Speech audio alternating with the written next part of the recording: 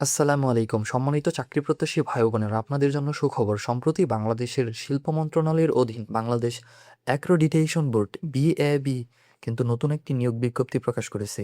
এখানে কিন্তু আপনি গ্রেড 9 থেকে আ গ্রেড 6 থেকে গ্রেড 9 সহ অন্যান্য বিভিন্ন গ্রেডে আবেদন করতে পারবেন। এখানে কিন্তু SSC, SSC পাশেও আবেদনের সুযোগ রাখা হয়েছে। তো চলুন সম্পূর্ণ সার্কুলারটা দেখে নেওয়া যাক। প্রথমে রয়েছে আ উপপরিচালক পদ। এটা হচ্ছে গ্রেড ৬ এর অধীন। বেতন স্কেল থাকছে ৩৫,৫০০ টাকা থেকে ৬৭,০১০ টাকা। এখানে রয়েছে ৩টি পদ এবং সর্বোচ্চ বয়সসীমা রাখা হয়েছে ৪০ বছর। কোনো স্বীকৃত বিশ্ববিদ্যালয় হতে রসায়ন, প্রাণরসায়ন, ফলিত রসায়ন, কেমিকৌশল, পদার্থবিজ্ঞান, ফলিত পদার্থবিজ্ঞান, ইলেকট্রনিক্স, ফার্মেসি, প্রাণীবিদ্যা, মাইক্রোবায়োলজি, উদ্ভিদবিদ্যা, অ্যাগ্রোকেমিস্ট্রি, মনোবিজ্ঞান, মৃত্তিকা বিজ্ঞান, আইন, গণিত, অর্থনীতি ও সামাজিক বিজ্ঞান ও বাণিজ্য অনুষদভুক্ত যে কোনো বিষয়ে আপনি প্রথম শ্রেণী প্রথম শ্রেণী বা দ্বিতীয় শ্রেণীর সমমান সিজিপিএ পেলেই কিন্তু এখানে আবেদন করতে পারবেন। অথবা কোনো স্বীকৃত বিশ্ববিদ্যালয় হতে সিভিল, মেকানিক্যাল, ইলেকট্রিক্যাল ও ইলেকট্রনিক্স, মেকানিক্যাল ও মেট্রোলজিক্যাল ইঞ্জিনিয়ারিং বা স্নাতক বা সমমানের ডিগ্রি, অ্যাক্রেডিটেশন বিষয়ে প্রশিক্ষণপ্রাপ্ত, সরকারি স্বায়ত্তশাসিত, আধা স্বায়ত্তশাসিত, সংবিধিবদ্ধ সংস্থা, কর্পোরেশন অথবা স্বীকৃত বিশ্ববিদ্যালয় বা স্বীকৃত ইনস্টিটিউট বা স্বীকৃত বোর্ড হতে প্রথম শ্রেণীর পদে ন্যূনতম ৭ বছরের চাকরির অভিজ্ঞতা থাকতে হবে কিন্তু, এবং কম্পিউটার পরিচালনায় দক্ষ থাকতে হইবে। ২ নম্বরে রয়েছে সহকারী পরিচালক বা অ্যাক্রেডিটেশন অফিসার পদ। এখানে রয়েছে ৯টি পদ। এখানে সর্বোচ্চ বয়সসীমা ৩২ বছর। কোনো স্বীকৃত বিশ্ববিদ্যালয় হতে রসায়ন, প্রাণরসায়ন, ফলিত রসায়ন, কেমিকৌশল, পদার্থবিজ্ঞান, ফলিত পদার্থবিজ্ঞান, ইলেকট্রনিক্স, ফার্মেসি, প্রাণীবিদ্যা, মাইক্রোবায়োলজি, উদ্ভিদবিদ্যা, অ্যাগ্রোকেমিস্ট্রি, মনোবিজ্ঞান, মৃত্তিকা বিজ্ঞান, আইন, গণিত, অর্থনীতি ও সামাজিক বিজ্ঞান বা বাণিজ্য অনুষদভুক্ত যে কোনো বিষয়ে আপনি প্রথম শ্রেণী বা দ্বিতীয় শ্রেণীর সমমানের সিজিপিএ থাকলে কিন্তু এখানে আবেদন করতে পারবেন। আম কোনো স্বীকৃত বিশ্ববিদ্যালয় হতে মেকানিক্যাল, ইলেকট্রিক্যাল ও ইলেকট্রনিক্স, কেমিক্যাল ও মেট্রোলজিক্যাল ইঞ্জিনিয়ারিং স্নাতক ও সমমানের ডিগ্রি থাকলেও এখানে আবেদন করতে পারবেন। সাথে রয়েছে অ্যাক্রেডিটেশন প্রশিক্ষণ সনদপ্রাপ্ত থাকলেও আবেদন করতে পারবেন। কম্পিউটার পরিচালনায় কিন্তু অবশ্যই দক্ষ থাকতে হবে। ৩ নম্বর রয়েছে সহকারী প্রোগ্রামার। এটা কিন্তু গ্রেড ৯ এর অধীন। এখানে বেতন স্কেল ২২,০০০ টাকা থেকে ৫৩,০৬০ টাকা। এখানে পদ রয়েছে ১টি এবং এখানে সর্বোচ্চ বয়সসীমা হচ্ছে ৩২ বছর। কোনো স্বীকৃত বিশ্ববিদ্যালয় হইতে computer science and engineering, electrical and electronics engineering, information and communication technology সহ সংশ্লিষ্ট বিষয়ে ন্যূনতম দ্বিতীয় শ্রেণী বা সমমানের সিজিপিএতে স্নাতক ও সমমানের ডিগ্রি এবং সংশ্লিষ্ট বিষয়ে স্ট্যান্ডার্ড অ্যাপটিটিউড টেস্টে উত্তীর্ণ হতে হবে।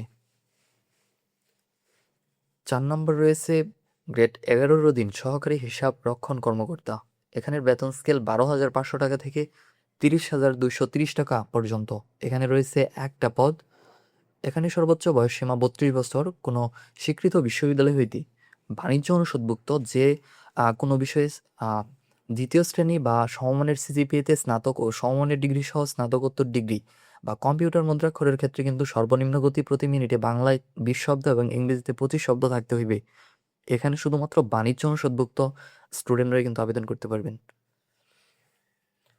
এরপর রয়েছে সহকারী অফিস সহকারী বা কম্পিউটার মুদ্রাক্ষরিক। এটা গ্রেড ১৬ এর অধীন। বেতন স্কেল ৯,৩০০ টাকা থেকে ২২,৪৯০ টাকা পর্যন্ত। এখানে কোনো স্বীকৃত বোর্ড হইতে দ্বিতীয় বিভাগ বা সমমানের সিজিপিএতে উচ্চ মাধ্যমিক সার্টিফিকেট বা সমান পরীক্ষায় উত্তীর্ণ যারা এইচএসসি পাস করেছেন তারাই কিন্তু এখানে আবেদন করতে পারবেন। এছাড়া হচ্ছে আপনার কম্পিউটার মুদ্রাক্ষরের ক্ষেত্রে কিন্তু সর্বনিম্ন গতি প্রতি মিনিটে বাংলায় ২০ শব্দ এবং ইংরেজিতে ২০ শব্দ থাকতে হবে। এরপর ৬ নম্বরে রয়েছে ডাটা এন্ট্রি ও কন্ট্রোল অপারেটর। এটা গ্রেড ১৬ এর অধীন। বেতন স্কেল ৯,৩০০ থেকে ২২,৪৯০ টাকা পর্যন্ত। এখানে পদ রয়েছে ১টি, সর্বোচ্চ বয়সসীমা ৩২ বছর। এখানে শিক্ষাগত যোগ্যতা চাওয়া হয়েছে কোনো স্বীকৃত বোর্ড হইতে উচ্চ মাধ্যমিক সার্টিফিকেট বা সমমান পরীক্ষায় উত্তীর্ণ। মানে যারা এইচএসসি পাস করেছেন তারাও কিন্তু এখানে আবেদন করতে পারবেন। কম্পিউটার মুদ্রাক্ষরের ক্ষেত্রে সর্বনিম্ন গতি প্রতি মিনিটে বাংলায় ২০ শব্দ এবং ইংরেজিতে ২০ শব্দ থাকতে হইবে। 7 নাম্বার রয়েছে গাড়ি চালক। এখানে হচ্ছে গ্রেড 16 এর অধীন বেতন স্কেল 9,300 থেকে 22,490 টাকা পর্যন্ত। এখানে রয়েছে একটা পদ। এখানে সর্বোচ্চ প্রবেশের বয়সসীমা 32 বছর। কোনো স্বীকৃত বোর্ড হইতে মাধ্যমিক স্কুল সার্টিফিকেট ও সমান পরীক্ষা উত্তীর্ণ। যারা এসএসসি পাশ করেছেন তারাও কিন্তু এখানে আবেদন করতে পারবেন। তবে আপনাকে অবশ্যই বৈধ ড্রাইভিং লাইসেন্স থাকতে হইবে এবং হালকা গাড়ি চালনায় 3 বছরের বাস্তব অভিজ্ঞতা থাকতে হইবে। আর পরবর্তী পদ হচ্ছে অফিস সহায়ক। বেতন স্কেল হচ্ছে 8,250 থেকে 20,010 টাকা পর্যন্ত। এটা গ্রেড 20 এর অধীন। এখানে রয়েছে 6টা পদ এবং 32 বছর হচ্ছে আবেদনের সর্বোচ্চ বয়সসীমা। কোনো স্বীকৃত বোর্ড হইতে মাধ্যমিক স্কুল সার্টিফিকেট বা সমান পরীক্ষা উত্তীর্ণ। যারা এসএসসি পাস করেছেন তারাও এখানে আবেদন করতে পারবেন। তো চলুন এবার দেখে নেওয়া যাক আবেদনপত্র দাখিলের শর্তসমূহ। উপপরিচালক পদে নিয়োগের ক্ষেত্রে সর্বোচ্চ বয়সসীমা 40 বছর এবং অন্যান্য পদের জন্য সরকারের সর্বশেষ জারিকৃত প্রজ্ঞাপন অনুযায়ী 1 এপ্রিল 2026 তারিখে আবেদনকারী ন্যূনতম সর্বোচ্চ বয়সসীমা 18 থেকে 32 বছরের মধ্যে হতে হবে। বয়স প্রমাণের ক্ষেত্রে কোনো অ্যাফিডেভিট গ্রহণযোগ্য নয়। আবেদনকারীকে তার সর্বশেষ অর্জিত শিক্ষাগত যোগ্যতার বিষয়টি আবেদনে উল্লেখ করতে হবে। তবে কোনো ক্রমে উচ্চতর শিক্ষাগত আম, যোগ্যতা গোপন করে সর্বশেষ অর্জিত শিক্ষাগত যোগ্যতার পরিবর্তে নিম্নতর শিক্ষাগত যোগ্যতা উল্লেখ করা যাবে না। নিয়োগকালীন বা নিয়োগ পরবর্তী সময়ে এরূপ বিষয়ে কর্তৃপক্ষের দৃষ্টিগোচর হলে কর্তৃপক্ষ বিধিমূলক ব্যবস্থা গ্রহণ করবে। বিবাহিত মহিলা প্রার্থীদের ক্ষেত্রে স্থায়ী ঠিকানা হিসেবে স্বামীর স্থায়ী ঠিকানা ব্যবহার করতে হইবে। জাতীয়তা প্রার্থীকে অবশ্যই বাংলাদেশী নাগরিক হতে হবে। আর সরকারের অনুমোদিত ব্যতিরেকে কোনো প্রার্থী কোনো বিদেশি নাগরিককে বিবাহ করে থাকলে বিবাহ করার জন্য প্রতিজ্ঞাবদ্ধ হলে তিনি আবেদন করার জন্য অযোগ্য বলে বিবেচিত হবে। আচ্ছা, যাই হোক, এখানে কিন্তু সরকারি আধা সরকারি স্বায়ত্তশাসিত প্রতিষ্ঠানে চাকরিরত প্রার্থীগণকে অবশ্যই যথাযথ কর্তৃপক্ষের অনুমতিক্রমে আবেদন করতে হবে এবং মৌখিক পরীক্ষার সময় অনুমতির কপি প্রদর্শন করতে হইবে।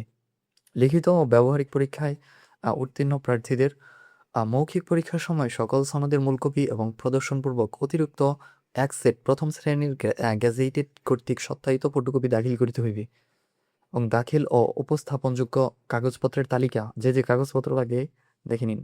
প্রথমে হচ্ছে অনলাইনে পূরণকৃত আবেদনপত্র, যে অ্যাপ্লিকেশন পত্র ওইটা, এবং প্রবেশপত্র, সকল শিক্ষাগত যোগ্যতা ও অভিজ্ঞতা সনদ, 2 কপি পাসপোর্ট সাইজের সত্যায়িত সদ্য তোলা রঙিন ছবি। সরকারি আধা সরকারি স্বায়ত্তশাসিত প্রতিষ্ঠানে কর্মরত প্রার্থীদের ক্ষেত্রে যথাযথ কর্তৃপক্ষ কর্তৃক প্রদত্ত অনাপত্তিপত্র, জেলায় স্থায়ী বাসিন্দারা হচ্ছে প্রমাণপত্র হিসেবে ইউনিয়ন পরিষদের চেয়ারম্যান, পৌরসভার মেয়র, সিটি কর্পোরেশনের ওয়ার্ড কাউন্সিলর কর্তৃক প্রদত্ত নাগরিকত্ব সনদ, জাতীয় পরিচয়পত্র ও জন্ম নিবন্ধন সনদ। বিভিন্ন কোটায় আবেদনকারীদের ক্ষেত্রে সর্বশেষ নীতিমালা অনুযায়ী যথাযথ কর্তৃপক্ষ ও প্রদত্ত সনদ ও প্রমাণের সত্যায়িত ছায়ালিপি ও কোটার সপক্ষে প্রমাণপত্র। কোনো প্রার্থী বিদেশ হইতে তার অর্জিত কোনো ডিগ্রিকে উপর উল্লেখিত পদসমূহের পাশে বর্ণিত কোনো শিক্ষাগত যোগ্যতার সমমানের বলে দাবি করলে তাকে সে মর্মে সংশ্লিষ্ট ইকুইভ্যালেন্স কমিটি কর্তৃক প্রদত্ত ইকুইভ্যালেন্স সনদের মূল কপি এবং সত্যায়িত কপি মৌখিক পরীক্ষার সময় সাক্ষাৎকার বোর্ডে অবশ্যই দাখিল করতে হবে। আচ্ছা, এখানে বলা হয়েছে প্রার্থী কোনো তথ্য ও দাখিলকৃত কাগজপত্র জাল, মিথ্যা, বিজ্ঞপ্তিতে চাওয়া ন্যূনতম শর্তের সাথে গরমিল ও অসামঞ্জস্য পাওয়া গেলে, ভুয়া প্রমাণিত হলে কিংবা নিয়োগ পরীক্ষায় নকল ওষুধ উপায় অবলম্বন করলে সংশ্লিষ্ট প্রার্থীর প্রার্থিতা বাতিল হবে এবং তার বিরুদ্ধে যথাযথ আইনানুগ ব্যবস্থা গ্রহণ করা হবে। ভুল তথ্য, জাল কাগজপত্র প্রদর্শিত হলে পরীক্ষায় উত্তীর্ণ যে কোনো প্রার্থীর প্রার্থিতা পরীক্ষা চলাকালীন অথবা পরবর্তীতে যে কোনো সময়ে বাতিল সহ প্রয়োজনীয় আইনানুগ ব্যবস্থা গ্রহণ করার ক্ষমতা কর্তৃপক্ষ সংরক্ষণ করেন। লিখিত, ব্যবহারিক, মৌখিক পরীক্ষায় অংশগ্রহণের জন্য প্রার্থীকে কোনো প্রকার টিএ ডিএ প্রদান করা হবে না। প্রার্থী মুক্তিযোদ্ধা, শহীদ মুক্তিযোদ্ধা, বীরাঙ্গনার সন্তান হলে অথবা ক্ষুদ্র নিগোষ্ঠী, শারীরিক প্রতিবন্ধী, তৃতীয় লিঙ্গের হলে অনলাইন আবেদনে তা স্পষ্টভাবে উল্লেখ করতে হবে। পরবর্তীতে নতুন করে কোনো কোটার প্রার্থিতা দাবি গ্রহণযোগ্য হবে না। কোনো প্রার্থী যদি ফৌজদারি আদালত কর্তৃক কোনো অভিযোগে দণ্ডিত হন কিংবা কোনো সরকারি স্বায়ত্তশাসিত প্রতিষ্ঠান বা স্থানীয় কর্তৃপক্ষের চাকরি থেকে বরখাস্ত হয়ে থাকেন, উক্তরূপ বরখাস্তের পর 2 বছর পর অতিক্রান্ত না হয়ে থাকে, তাহলে তিনি আবেদন করার জন্য যোগ্য বলে বিবেচিত হবেন না। তবে তথ্য গোপন রেখে আবেদন করলে বিধি মোতাবেক আইনানুগ ব্যবস্থা গ্রহণ করা হবে। আবেদনপত্রে প্রার্থীর নাম, জন্ম তারিখ, অন্য কোনোরূপ ত্রুটি থাকলে পরবর্তী সময়ে তার সংশোধনের কোনো সুযোগ থাকবে না এবং ত্রুটি এর কারণে প্রার্থিতা বাতিল করা যাবে। নিয়োগের ক্ষেত্রে সরকারের বিদ্যমান কোটা পদ্ধতি, বিধিবিধান ও প্রযোজ্য ক্ষেত্রে সংশ্লিষ্ট বিধান অনুসরণ করা হবে। আচ্ছা, আরও বিভিন্ন নিয়োগ সংক্রান্ত বিষয়ে নিয়োগকারী কর্তৃপক্ষের সিদ্ধান্তই চূড়ান্ত বলে গণ্য হবে। উপরে উল্লেখ করা হয়নি যে কোনো বিষয়ে সরকার কর্তৃক জারিকৃত বিধান প্রযোজ্য হবে। অনলাইনে আবেদনের ক্রাইটেরিয়াটা হচ্ছে প্রার্থীগণকে https .bab.টেলিটক.com.bd ওয়েবসাইটে আবেদন পূরণ করতে হবে। অনলাইনে আবেদন পূরণ, আবেদন ফি জমা দানের শুরুর তারিখ এর সময় হচ্ছে 6 তারিখ 4 মাস 2026, মানে এপ্রিলের 6 তারিখ থেকে শুরু হবে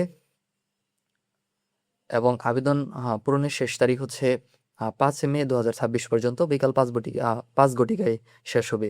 উক্ত সময়সীমার মধ্যে ইউজার আইডি প্রাপ্ত প্রার্থীগণ অনলাইনে আবেদন পত্র সাবমিট করার পর থেকে পরবর্তী 72 ঘন্টার মধ্যে SMS এ পরীক্ষার ফি জমা দিবেন। অনলাইনে আবেদনপত্রের প্রার্থী তার রঙিন ছবি, দৈর্ঘ্য 300 গুণন প্রস্থ 300 গুণন পিক্সেল ও স্বাক্ষর 300 গুণন প্রস্থ 80 পিক্সেলে স্ক্যান করে নির্ধারিত স্থানে আপলোড করবেন। ছবির সাইজ সর্বোচ্চ 100 KB এবং স্বাক্ষরের সাইজ সর্বোচ্চ 60 KB হতে হবে। অনলাইনে আবেদনের সময় পূরণকৃত সকল তথ্য যেহেতু পরবর্তী সকল কার্যক্রমে ব্যবহৃত হতে হবে, সেহেতু অনলাইনে আবেদনপত্র সাবমিট করার পূর্বেই পূরণকৃত সকল তথ্যের সঠিকতা সম্পর্কে প্রার্থীর নিজে শতভাগ নিশ্চিত হতে হবে। প্রার্থী অনলাইনে পূরণকৃত আবেদনপত্রের একটি প্রিন্ট কপি পরীক্ষা সংক্রান্ত যে কোনো প্রয়োজনে সহায়ক হিসেবে সংরক্ষণ করবেন এবং মৌখিক পরীক্ষার সময় এর 1 কপি জমা দিবেন। অনলাইনে আবেদনের নিয়মাবলী ও পরীক্ষার ফি প্রদান। অনলাইনে আবেদনপত্র অ্যাপ্লিকেশন ফর্ম যথাযথভাবে পূরণ করে নির্দেশনা মতে ছবি এবং স্বাক্ষর আপলোড করে আবেদনপত্র সাবমিট করা সম্পূর্ণ হলে ছবি সহ অ্যাপ্লিকেশন প্রিভিউ দেখা যাবে। যদি অ্যাপ্লিকেশনস কপিতে কোনো তথ্য ভুল থাকে বা অস্পষ্ট ছবি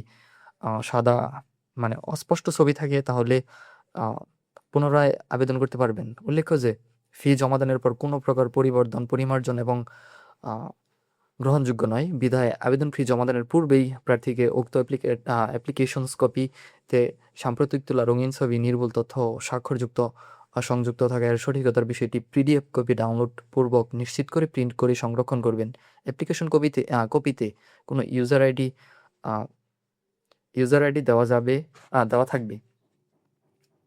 অ্যাপ্লিকেশন কপিতে ইউজার আইডি দেওয়া থাকবে এবং ইউজার আইডি ব্যবহার করে প্রার্থী নিম্নোক্ত পদ্ধতিতে যে কোনো টেলিটক প্রিপেইড মোবাইল নম্বরের মাধ্যমে 2টি SMS করে 1 থেকে 3 নং ক্রমিকে বর্ণিত পদসমূহের জন্য পরীক্ষা ফি বাবদ 200 টাকা এবং টেলিটকের সার্ভিস চার্জ বাবদ 23 টাকা, সর্বমোট 230 টাকা এবং 4 নং ক্রমিকে বর্ণিত পদসমূহের জন্য পরীক্ষা ফি বাবদ 150 টাকা, টেলিটক সার্ভিস চার্জের জন্য 18 টাকা সহ সর্বমোট 168 টাকা। 5 নং থেকে 7 নং ক্রমিকে বর্ণিত পদসমূহের বিপরীতে 100 টাকা এবং টেলিটক সার্ভিস চার্জ বাবদ 12 টাকা সহ সর্বমোট 112 টাকা এবং 8 নং ক্রমিকে বর্ণিত পদের বিপরীতে যথাক্রমে 50 টাকা ও টেলিটক সার্ভিস চার্জ বাবদ 6 টাকা সহ 56 টাকা অনধিক 72 ঘন্টার মধ্যে জমা দিবেন। সকল গ্রেডের পদের ক্ষেত্রে অনগ্রসর শ্রেণীর, ক্ষুদ্র নিগোষ্ঠী, শারীরিক প্রতিবন্ধী, তৃতীয় লিঙ্গের প্রার্থীর আবেদন ফি বাবদ 50 টাকা সরকারি কোষাগারে জমা করার মাধ্যমে টেলিটক সার্ভিস চার্জ বাবদ 6 টাকা সহ 56 টাকা অনধিক 72 ঘন্টার মধ্যে জমা দিবেন। বিশেষভাবে উল্লেখ্য যে অনলাইনে আবেদনপত্রের সকল অংশ পূরণ করে সাবমিট করা হলেও আবেদন ফি জমা না দেওয়া পর্যন্ত অনলাইন আবেদনপত্র কোনো অবস্থাতেই গৃহীত হবে না।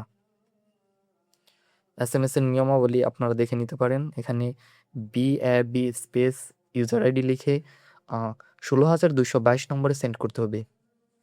এখানে এক্সাম্পল দেওয়া আছে। দ্বিতীয় ক্ষেত্রে হচ্ছে আপনার কিভাবে করবেন হচ্ছে সেটাও দেওয়া আছে এখানে। আর হচ্ছে আপনারা যদি আবেদন করতে কোনো সমস্যার সম্মুখীন হন তাহলে আমাকে অবশ্যই জানাবেন অথবা কমেন্ট করবেন।